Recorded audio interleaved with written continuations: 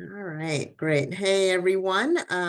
Thanks for joining us on this call. I'm Rosa Maimi, if I haven't met you yet, but I see a lot of familiar faces. I am Director of Engagement and Membership at AGU and oversee a number of areas, including kind of the section support, section engagement part of AGU. So we are doing a series, as you know, of our orientation calls with section leaders. This is our typical annual onboarding that we do at the beginning of every year. And with new elections or with elections, we know that we get new folks, the AGU elections. So some of you I know pretty well, some of you may be new to us and this process. So this is really focusing in particular on the operational support and resources to help you doing your day-to-day kind of section leader work. Not to really be confused with kind of the science work that you do through council in that role, even though I know that they mesh and collide sometimes, but that's kind of the general difference. Also, as we talk through this, we recognize that these are unusual times. Things are moving rapidly. You know, AGU is hearing you and members and continues to mobilize and determine how we best support the community at this time and longer term.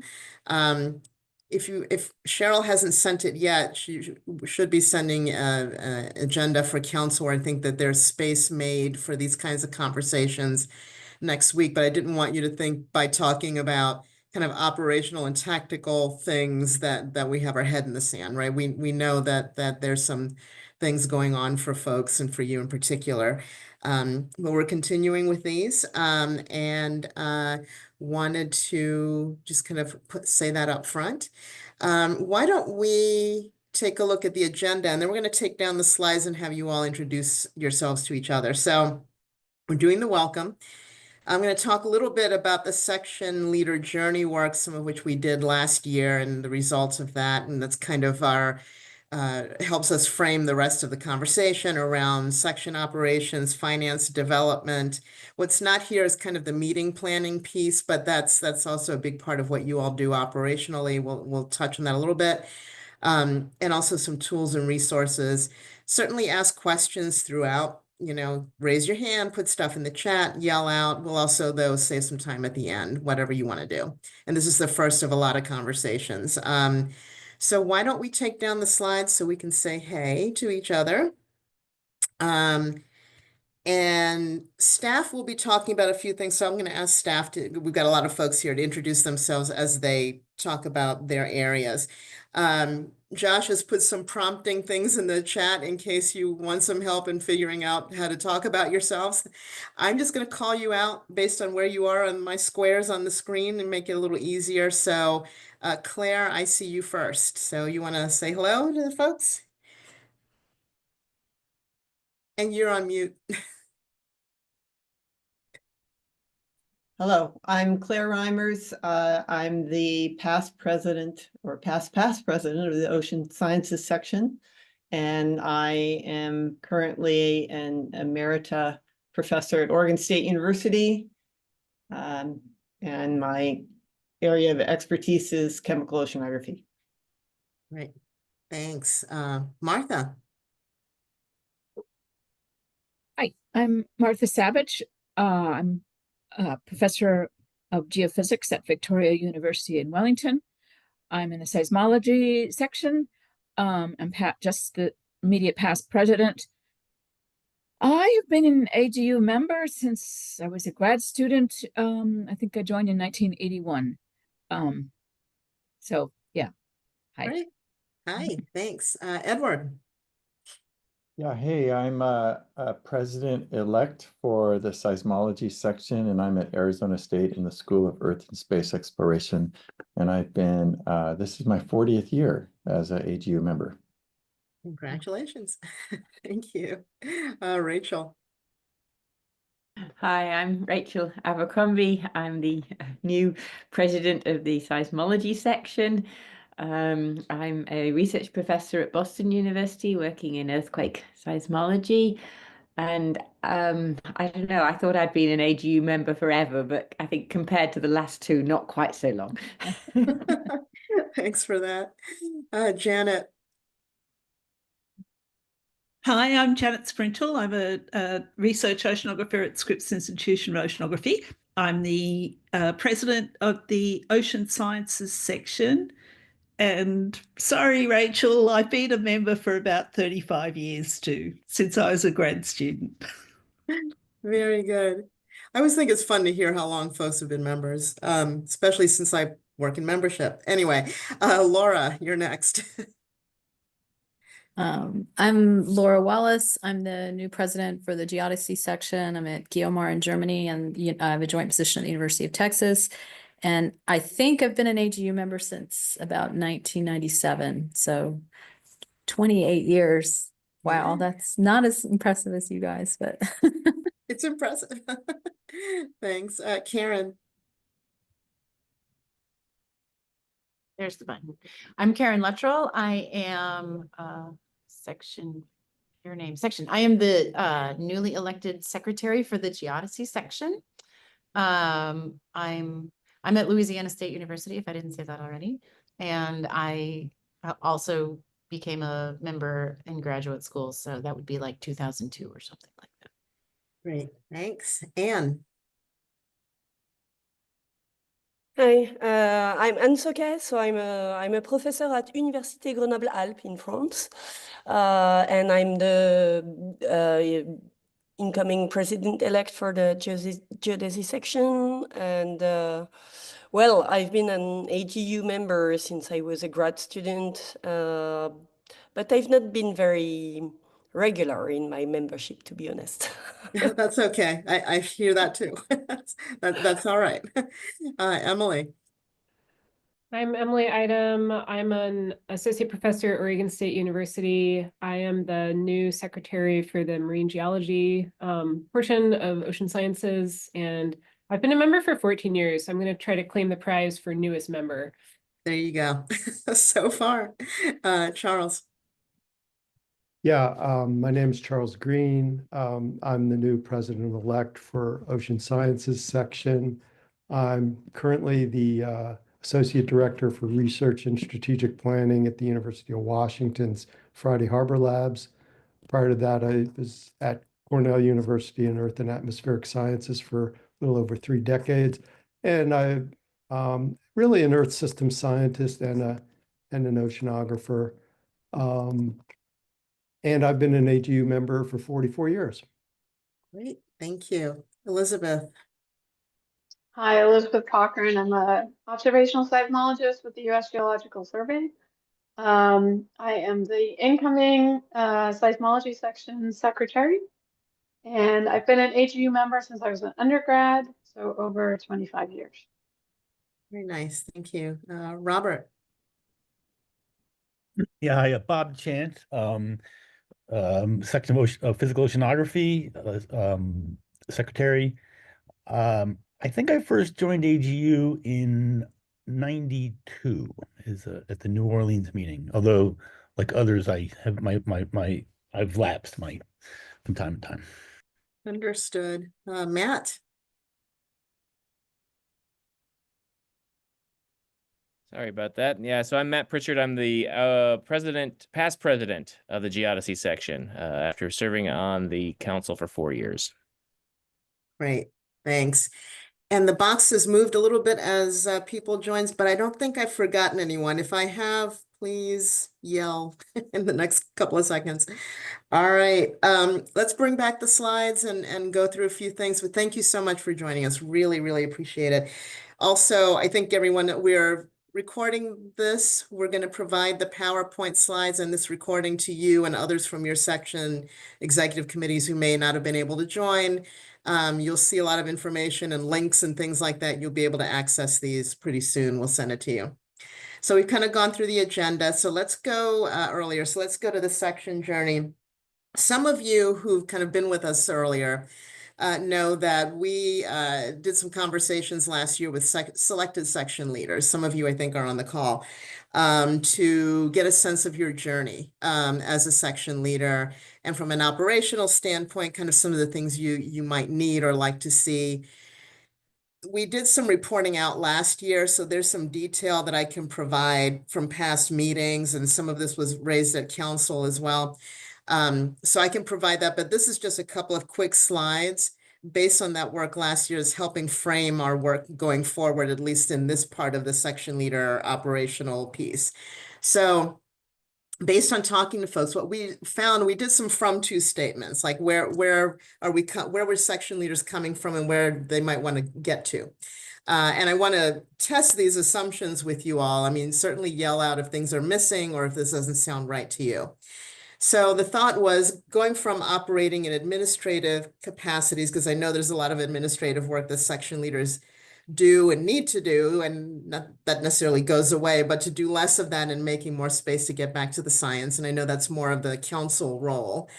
Go from functioning as siloed entities to engaging in cross-section collaboration. So we want to try and make more spaces where as sections you're not only sharing information, but actually working together more to the extent that you want to. Going from experiencing unclear section leader roles and responsibilities to receiving proper onboarding. Well, hopefully today is one of those ways of doing that, but we can certainly do more. Moving from reinventing the wheel to creating mechanisms to share practices within and across sections. That kind of goes with one of the other statements there of trying to find ways where you can learn from each other and we can provide venues for you to do that. The other is kind of a bigger piece where we found that there was going from separate delivery of member value to partnering between AGU, kind of the union level, with sections that drive and reinforce member value together. What I mean by that is that from the union level and staff level as well to the section level, we find that we're doing a lot of the same things, like we're trying to recruit members, right? We're trying to find really good ways to outreach with each other, that kind of thing, and seeing if there are ways that we can partner together to make that happen. So if we go to the next slide, again, these were some of the opportunities we found based on all those conversations last year. Better training, resources and guidance for section leaders. And we're looking to you all through this year to figure out what that is, even though we'll talk to you a little bit today about what some of those things are currently in place. Standard operating procedures and standards to find ways where we can find a more consistent way to work together, or that sections maybe are delivering information or outreach, as an example. Section to section engagement, as we talked about earlier in those from to statements, to find ways to work together, share information from the section level. And again, it's kind of what I was just saying, collaborate to drive member value together, and how do we do that? So that was very quick because we get a lot of other things, but I want to stop there for a moment and see. And again, this to me feels like the framing based on conversations with some of you last year of kind of going forward on some of the section leader journey and operational kind of pieces. Does anything here resonate for folks or feel like things are missing? Are we on the right track?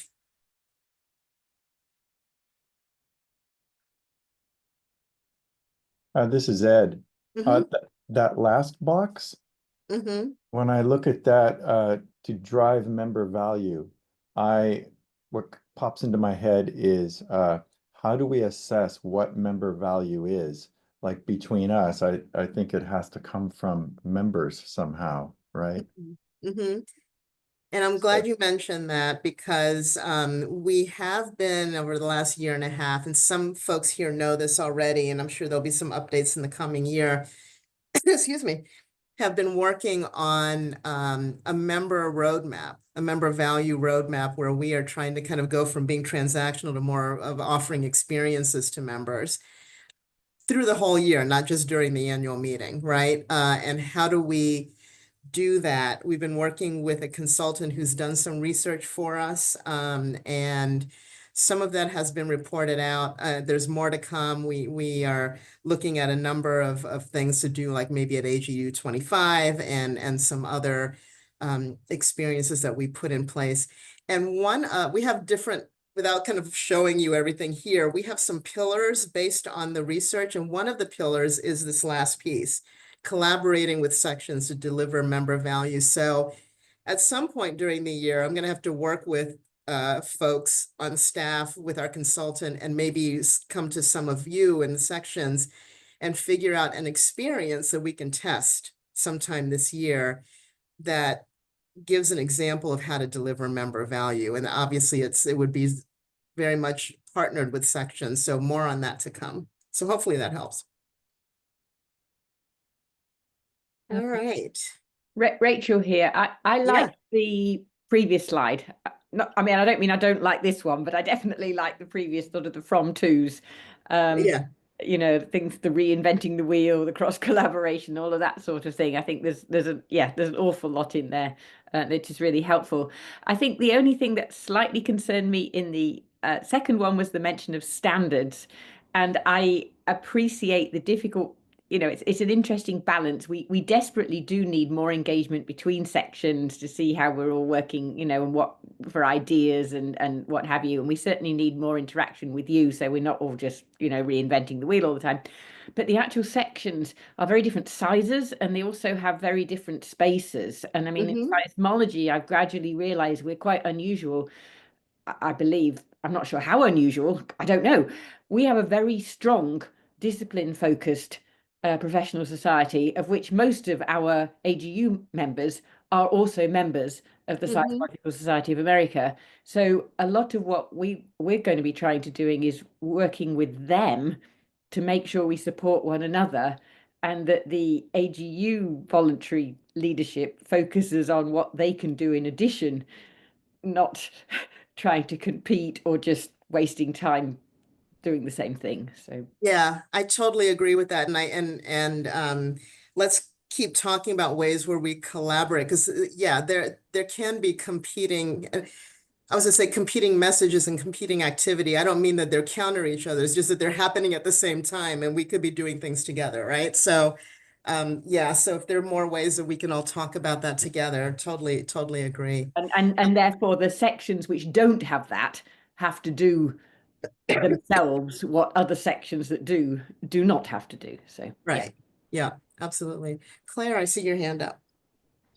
Yeah, I'm just going to comment maybe under the first box that it seems, I know a lot of the new oncoming people, they have a lot of questions about their interactions with AGU staff and you know, who do you go to, the kind of questions. And so again, making clear sort of a roadmap to the staff and their functions and how they interact with section leaders. I mean, I know there's been some attention to that and improvements in website information, for instance, but you know, that further in that area would be great. Absolutely. No, I agree. And we'll talk a little bit about that here, probably not to the extent that we need to get to, but I will mention at a very macro level, and Josh will talk about this too in a few minutes. One of the areas that I oversee is section engagement. So if you don't know who to get to, you can get in touch with me and Josh at any point and we'll get you to the right place. I mean, and that's just from a very basic kind of, I need a question answered on XYZ, where do I go? But I recognize that there's kind of a broader kind of the structure and who do I go for what. But I think there is a beginning place with us, and we're going to talk a little bit about that here. All right, well, why don't we go ahead to a little bit of the detail on some of these things that you work on. And go to the next the next slide. So finance, that's a big component, right, of what you all do in managing your sections. And we have Nikki and Kevin, I'm not sure if one or both of you are here, but I think I saw We're Nikki. here.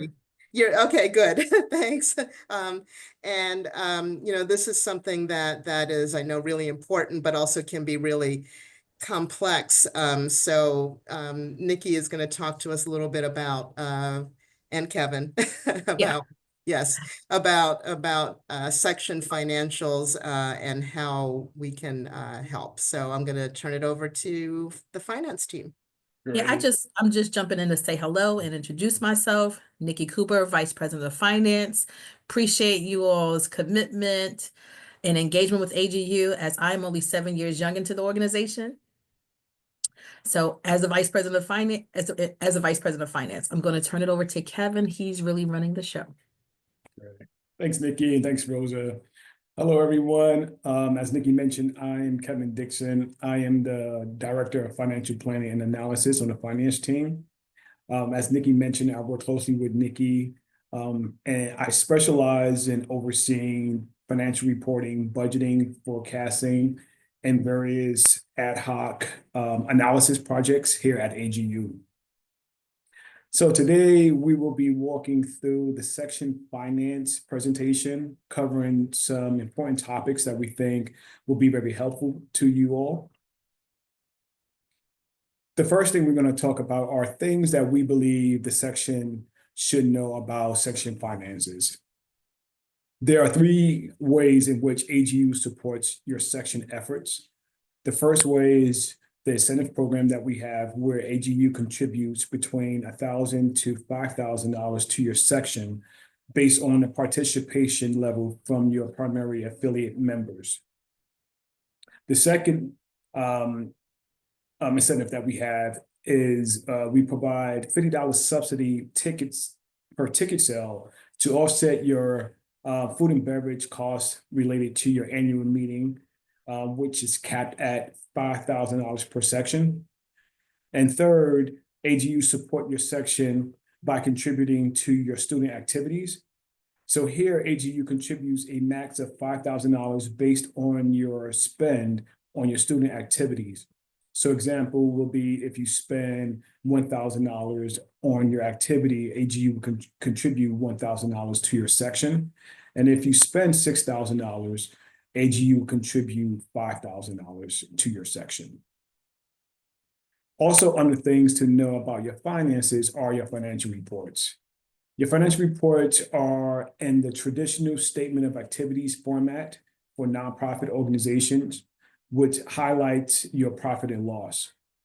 Your financial report reflects a couple of key things. One is your total revenue, which is your incoming cash, your total expenses, which is your outgoing cash, and your change in net assets, which represents the money that you have in the bank. Next slide, please.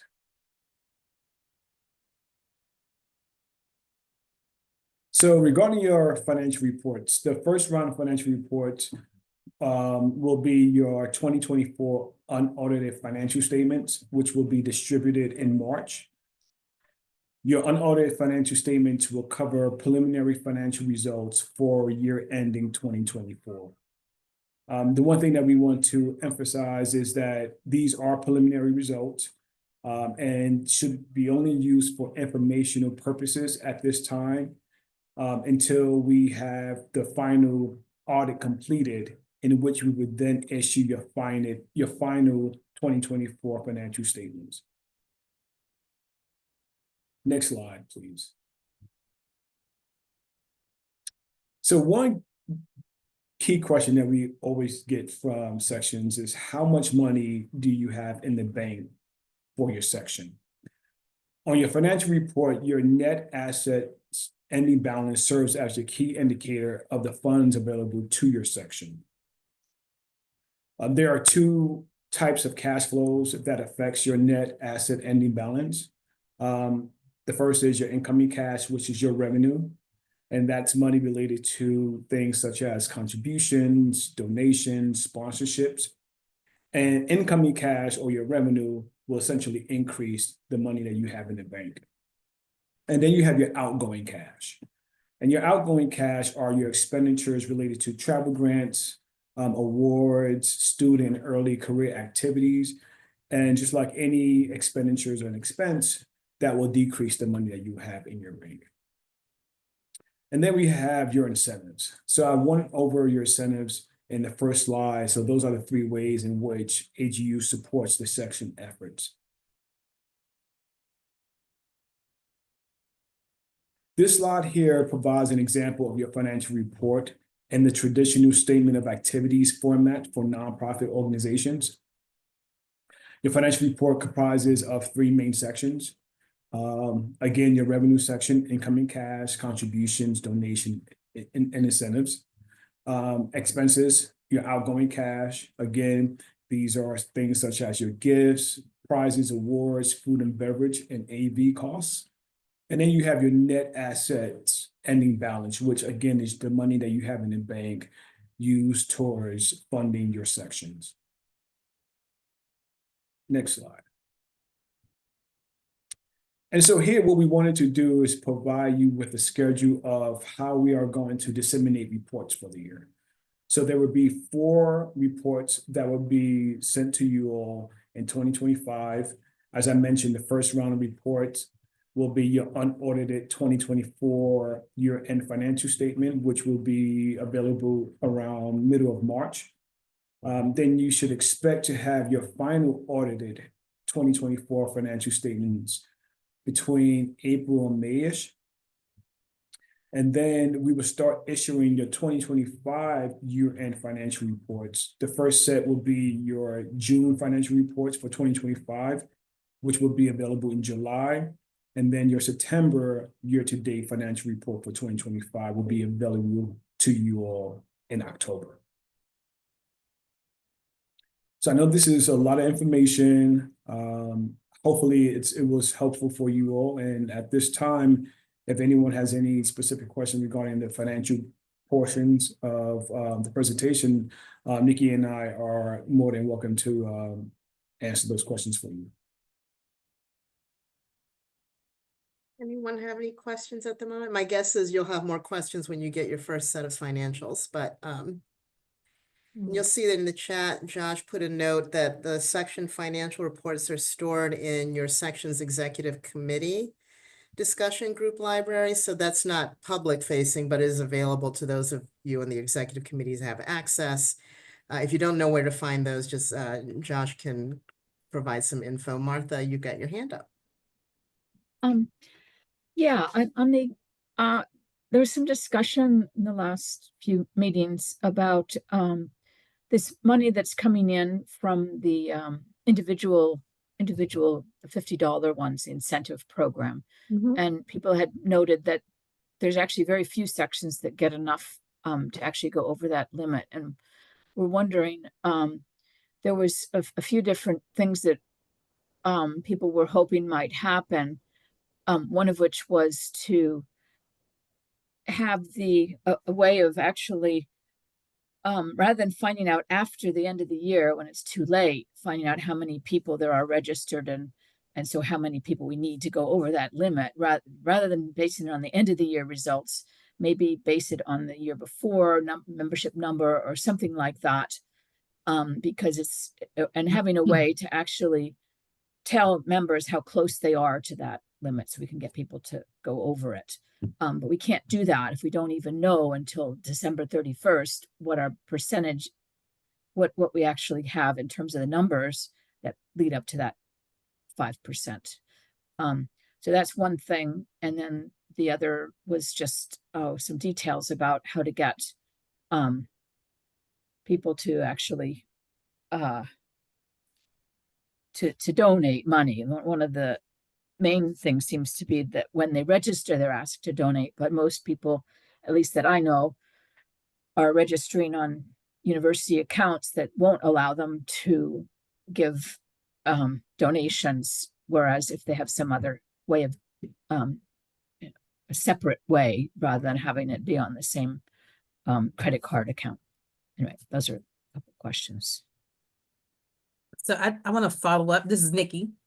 Martha, what was, you mentioned the discussion that was had, and I was on that call. Were you wondering, have we made some changes?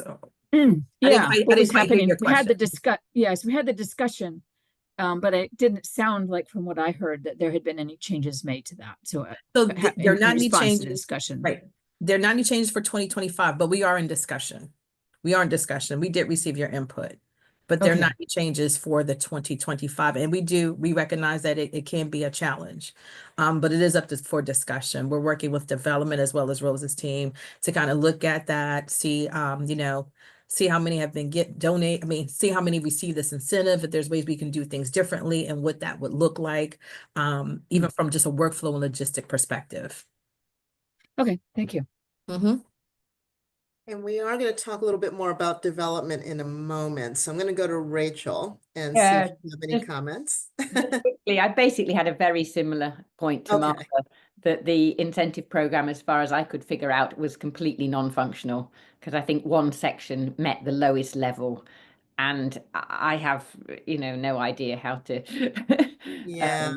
without any way of telling people we're so close, there's Yeah. nothing there, and I think the thresholds are too high, and yeah. Anyway, there you go. Thank you.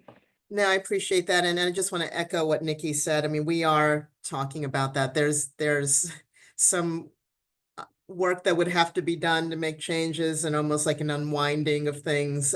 So we are talking about that. So we will let folks know and continue to take in the info, the feedback.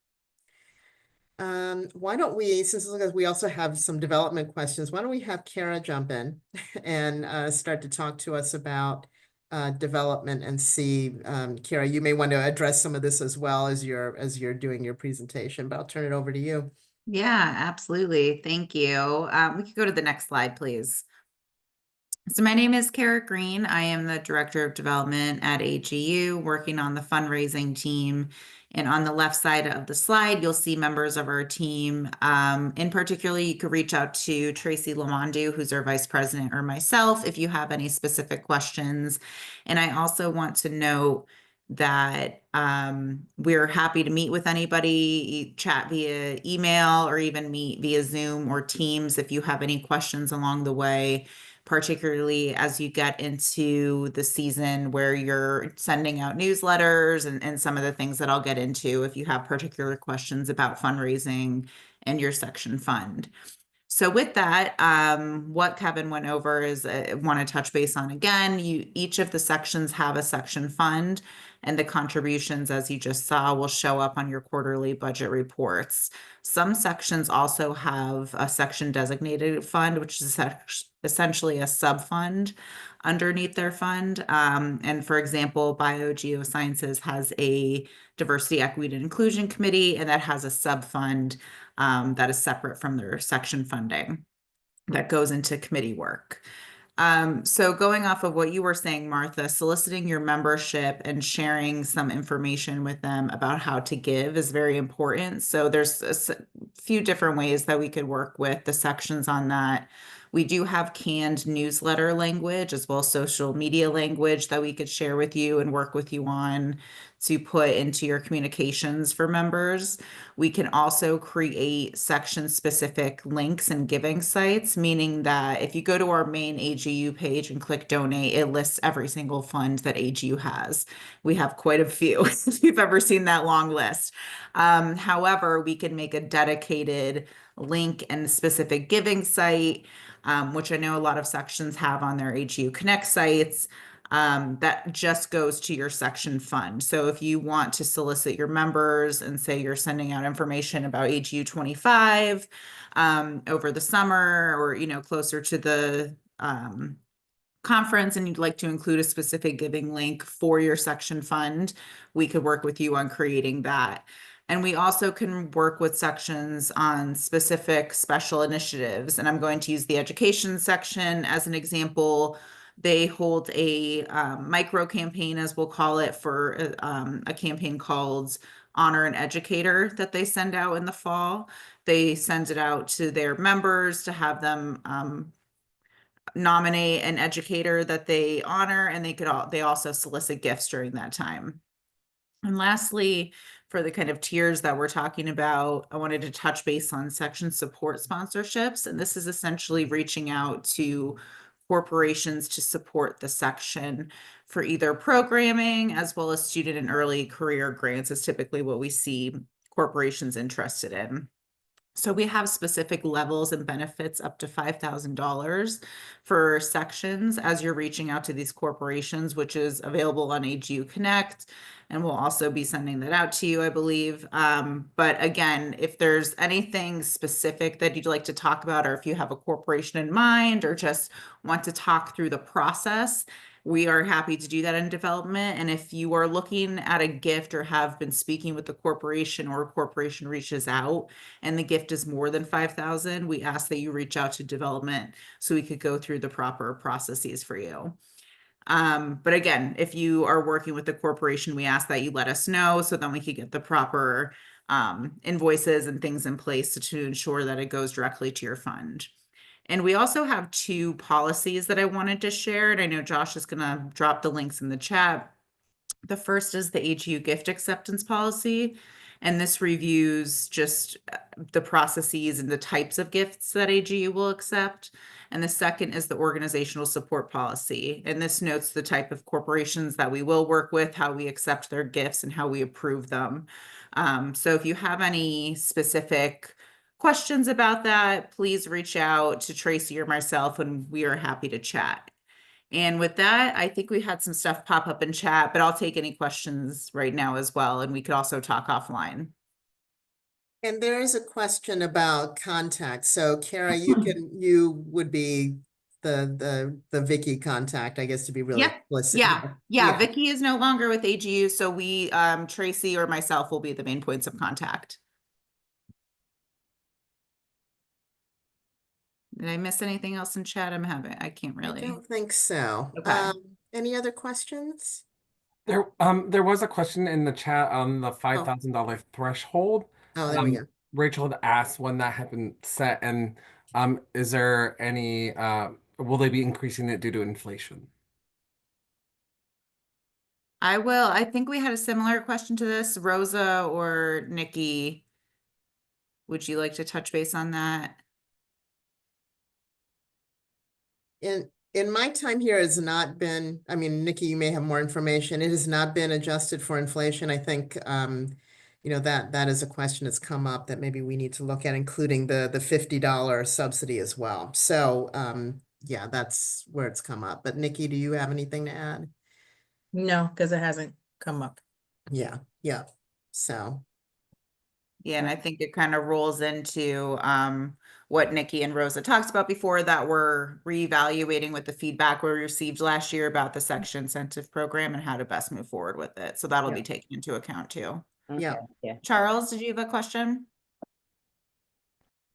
Yes, I just also dealing with the $5,000 threshold. I'm just curious why it's the same for all of the sections when many of them are different sizes. I would imagine that it should be sort of based on the size of the section. It seems like one size doesn't really fit all. Yeah, it is based on percentage of the primary members. So that, and again, this predates myself as well, so I'll ask if anybody else has any feedback, but we do base it off percentage of the primary membership of each section. So it's not based off of, you know, an overall number of sections or anything like that. So specifically to the number of sections and the percentages. But again, to Nikki's point before, that's why we're, you know, reevaluating it and looking at the best way to move forward too, because these are all valid concerns and feedback. Yeah.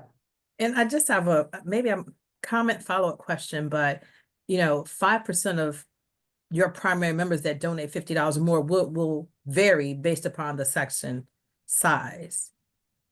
So I'm not sure if what you were asking, Charles, because to me that is being considered of the size, whether they're smaller or bigger, and everyone's receiving the same amount. Are you suggesting that it'd be a large amount based upon the incentive for the larger section?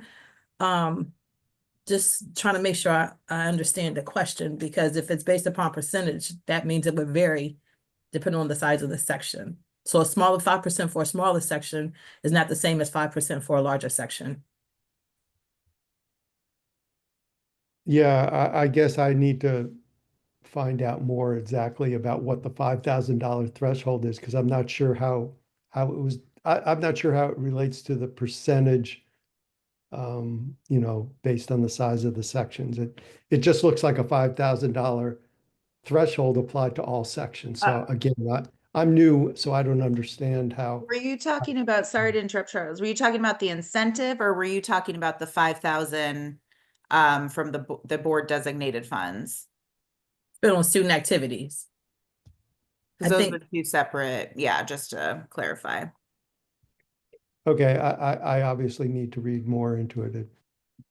Because I'm not sure. This is the first time I've been exposed to any of this, but it looked like there was a uniform $5,000 threshold, and it just seemed odd to me that you would do that, have a threshold that's the same amount regardless of the size of the section. Anyway, I'll look into it. Okay, yeah. Throwing a lot of information at you right now, so it's Yeah, understandable. and Josh can point you to some online information that's around as well. So yeah. Janet, you've got your hand up. Yeah, thanks. I'm really missing something here because I'm a bit confused between the incentives, like the incentives for so many members that donate and things like that, versus them being able to donate directly to the section. If I understand, they can donate directly to the section. And is there, I see those two as a little bit conflicting. Why wouldn't they directly donate to the section then? Or what am I missing? So just to clarify, you were asking for the incentive why we count overall gifts versus giving to the section? Does it include overall gifts? It does. It does. Yes. Okay, so Yeah. it includes, If you give any gift of 50 or more to an AGU fund, including unrestricted or the section. Yep. Because we have a lot of members, as you know, that give to a variety of different funds, so that's included. Right. Okay. So it does include those that are directly to section. Yeah, it includes section fund and any other fund at AGU. Got it. Thank you. Yeah, thank you. Right. Rachel. I guess, yeah, thanks. I think one of the things that's really struck me when we're sort of talking about all of these donations and everything is that at the section level, we're sort of asking people, please give us $50, please give us a small amount, which is great. But then at a section level, we're looking at the fact, oh, it costs us $2,000 to have a projector at the section meeting. And the idea that it takes, however many that is for people and their donation just funds a projector.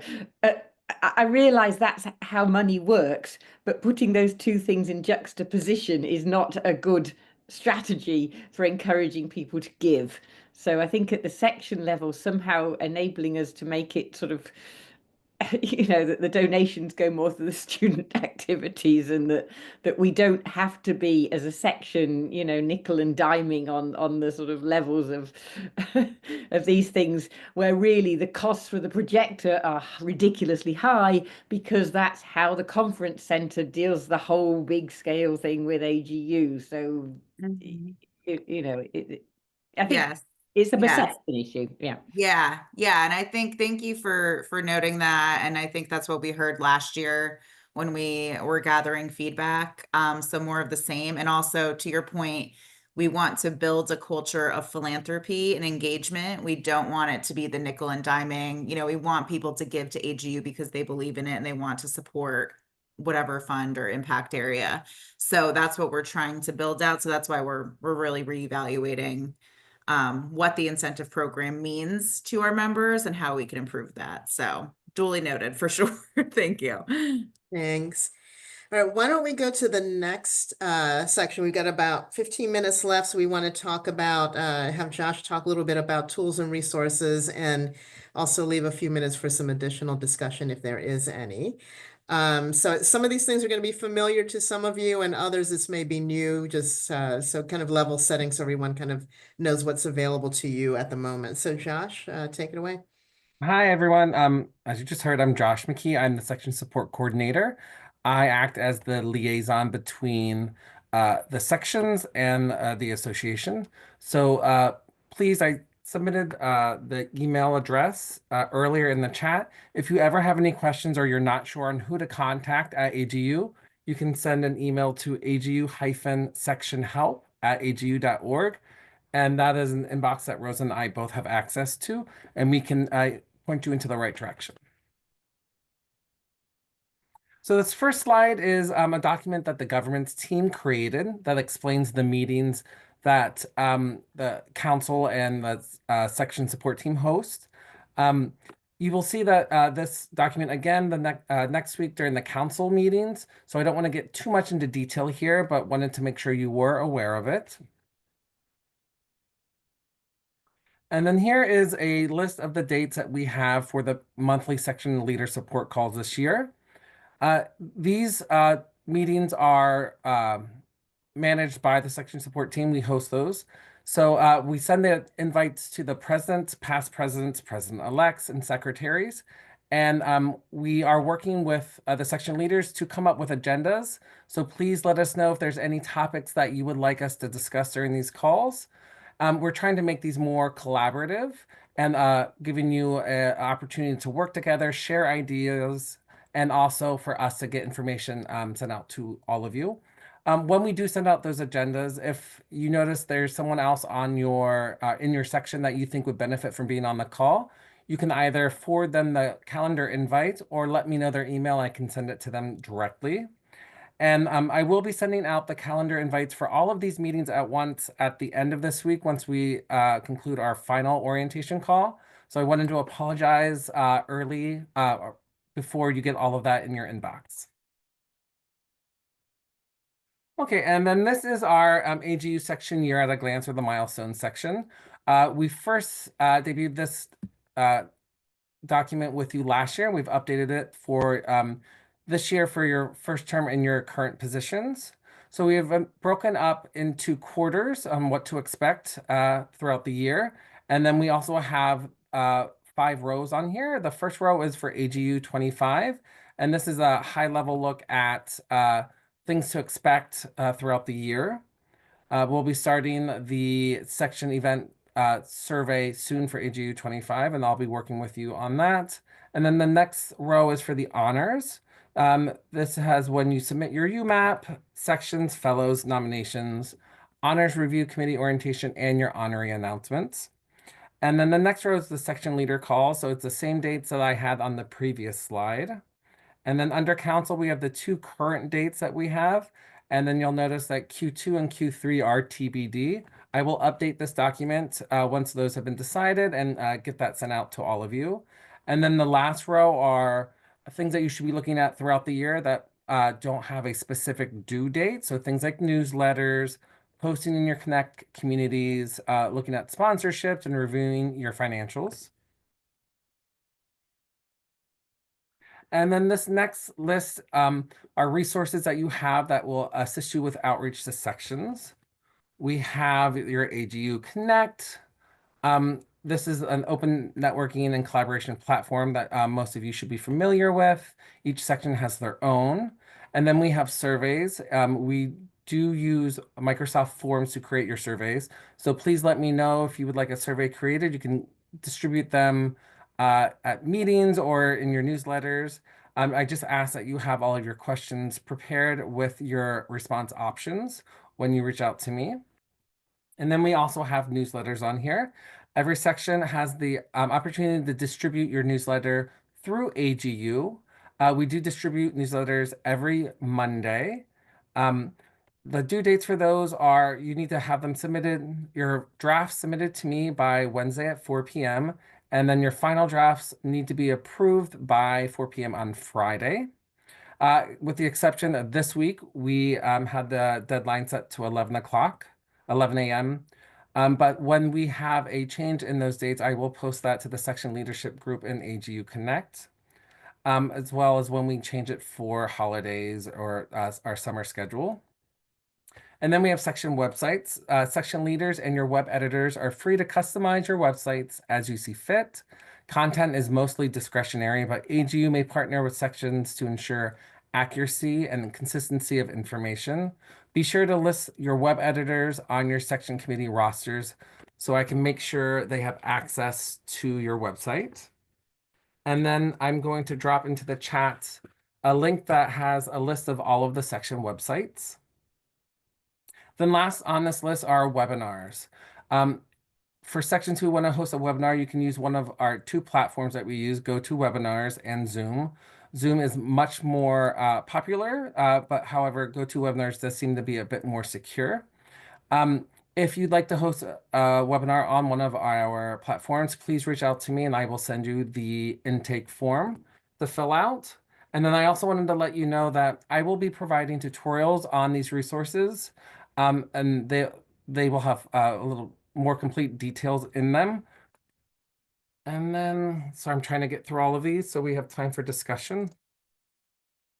And then for the section support updates, first off are the committee rosters, which are due March 14th. These are documents where we record members selected to serve on your committees and their term dates. They are maintained by the section leadership, and AGU does use these. We use the rosters to update our records.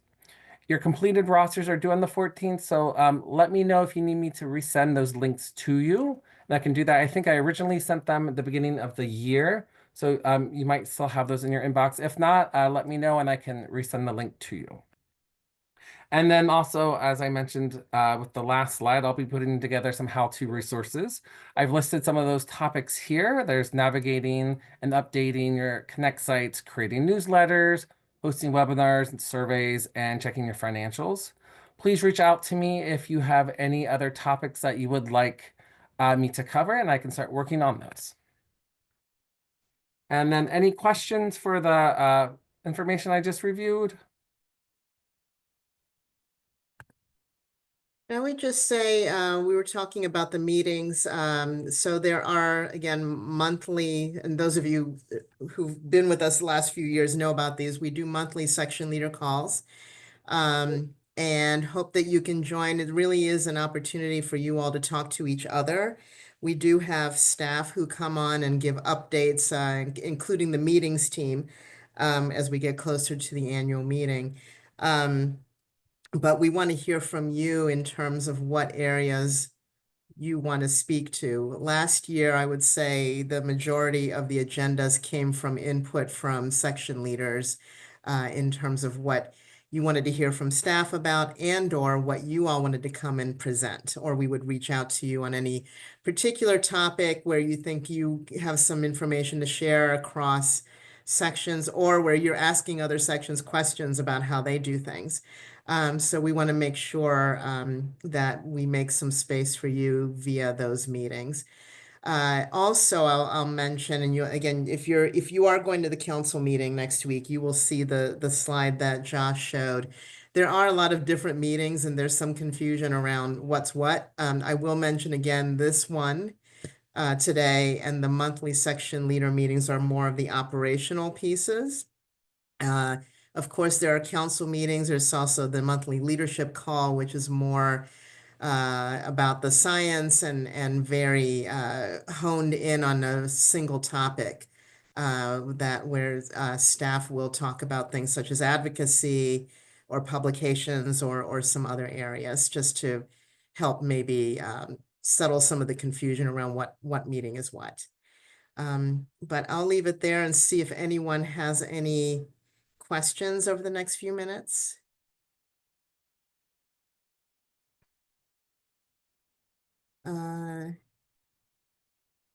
Just looking at the question here. In terms of the deadline for honors, that's an area I oversee. I mean, for this cycle, we're in it, so we wouldn't change it now. Possibly for 2026. So I'd like to, I'd love to hear, Martha, from you more one-on-one in terms of what the suggestion might be or what some of the barriers might be. Annual It's meeting. just at this particular time right now, they're supposed to be writing honors things, but they're being told they have to change everything they do and nobody has time to write. So I thought an extra, in the past, there have been sometimes that the deadlines have been changed slightly to allow more people to write. That's the thing. It's not something for next year. It's not a whole of place thing. It's just that this particular year, people are they've got too much on, and whether they can have extra time to write their applications. Okay. And we do think that does happen behind the scenes one-on-one. If people do reach out, we will often give more time. So as long as it doesn't kind of disrupt the domino effect of what has to happen after the submissions come in. So we can certainly talk about it in that realm as well. Annual meeting to include more online content. We can take that to the meetings team. That's not an unusual request, so we can see what comes back there. Rachel, you've got your hand up, and we can take down the slides, Josh, I think. Sorry, just me again. I mean, I hope other people will chime in as well. Following on from Martha, yes, I mean, I know the folk I'm working with at the USGS these days, I mean, they seem to spend about half an hour talking to me before they're interrupted by another bureaucratic, nonsense call, and they don't know if they're going to have a job next week, and, it's just not a good situation. So maybe considering some sort of blanket, extension if the number of submissions are low when we're getting near the date. The other one I was thinking about is I've been trying to reach out and talk to other section leaders, sort of like, oh, how many people do you have in your exec team? Do you have any subcommittees? How many early career people do you have? Who does what in your section? Oh, your secretary does this. Oh, that's what our early career people do. And it just struck me, just compiling some sort of simple spreadsheet that was made quickly available to us all as a questionnaire of who does what at the basic level in the sections, that didn't require us all having to go and click on every single section and see if we could find that out on the website, would be really useful. Thank you. I think that's something we can help with, but I'd love to make that one of our March topics for the first section call, because we can figure that out if we look at websites, but their sections are built so differently, right? And the deeper you get into the section, the less we'll know as staff. So it'd be great to have people speak to that on a section leader call, and we can just kind of ask the question, kind of, how are you structured? What are your subcommittees? There are subs to, that are their technical committee, yeah. I think it might be quite helpful if you started off with something very simple, with basic questions, how many early career and who does the main jobs like the OSPA, quick ask, find the main ones, and then have the call to discuss it. Yeah. And get the more details and the in-depth, because I think otherwise nobody knows what they're discussing. Yeah. No, that makes a lot of sense. Thanks for that suggestion. Anyone else in the couple minutes we have? This is the first of a lot of conversations, so we want to keep hearing from you in terms of how we can best support, what kind of tools and resources, what can we talk about at the March meeting to begin with. And we are here to answer your questions. It isn't to get in the way of any other kind of outreach to other staff at AGU, but if you're not quite sure, reach out to us first and we'll try and get you connected. All right. Well, I will let you go, but thanks for joining us, and look out for more emails from us. Thanks. Thank you. Very helpful. Thank you. session Take here. care. Bye. Thanks. Bye.